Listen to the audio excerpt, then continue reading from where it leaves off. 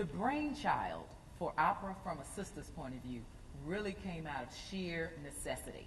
Because I was thinking, I can't sing at the opera companies always or all the time, so what do I do? So I thought that maybe I would do a concert that would shed light, or should I say demystify opera for audiences that normally wouldn't go. So I thought about how I felt about opera early on, that it was something I didn't understand. I got to have be in a fancy dress. Those people aren't anything like me, and I just really didn't feel like I would like it or appreciate it. But it wasn't until, like I said, I went and got educated and found out that I did have something to offer to this. And so I wanted to share what I had learned with others that may have thought the same way. Because opera is not about being smart or being high or low class or whatever. It's entertainment, people. That's all opera is. Now, moving on.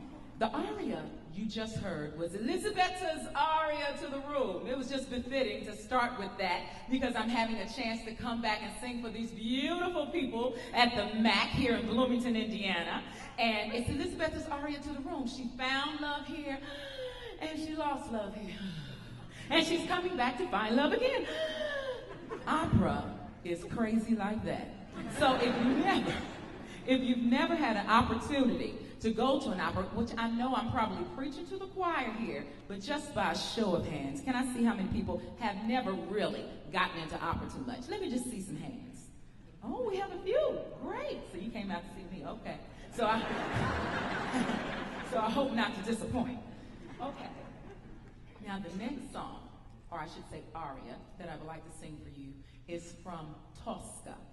And it's Tosca's Lament, where she finds herself in a situation. Give you a little water. See, now Miss Tosca is a diva like myself. An opera diva. Yes. And she is in love with Cavaradossi, who is a painter. And he's quite elegant and beautiful, evidently, because she's very jealous, honey. And she goes off when she thinks anybody is messing with her man. So, at this point in the opera, see, there is someone in town, the policeman in town, that is really digging on Tosca. And Tosca has had to, tell him, swipe his hand away from her at dinner or something, or she would catch his little nasty glances, but she never paid him no mind because, she was Cavaradossi's boo, okay?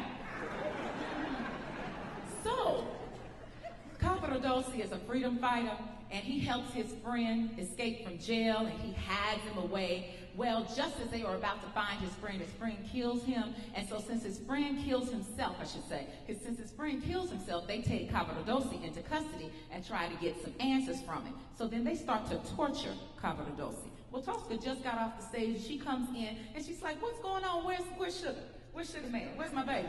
And so he says, oh, your baby is being tortured, and if you don't tell me what I want to know, you're going to continue to hear him be tortured. Well, she's got the whole second act is just screaming, okay? But I love it, y'all.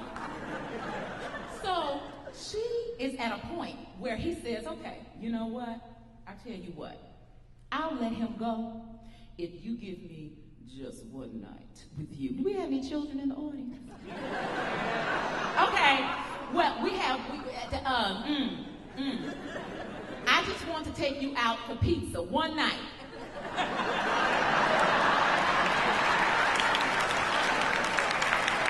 And then we'll come back home and we'll play Monopoly and everything will be good. And then, I'll give you a watch or something, my friendship bracelet, and we'll be cool like that, okay? Okay. So all the adults got what I was talking about. All right. So Cavaradossi wants it like that. And but Miss Tosca's like, I have a man, and I don't want to go out with you and share pizza and go to play Monopoly and go to a movie. And your breath stinks. I don't want you. And so he's like, all right, well, you either go out with me or I'm going to kill your man. And so she's left at a dilemma. So at this time in the opera, she has, like I said, been screaming and hollering the whole second act. And then finally, she just crumples to the floor, exhausted. And in the most purest strain of a voice that she has left, she sings Vici d'arte. And that's, I think, is one of the most touching parts of this opera, because you got a sister that just screamed her whole throat out, and then she comes out with these strains of glory. I hope you find that this evening. And so she's pleading, and she's begging, and she's asking questions to the Lord. Why? I consider myself a good person. I pray to you. I come to the church. I bring flowers for the altar. I bring jewels for the Madonna. And this is how I'm repaid? Vici d'arte.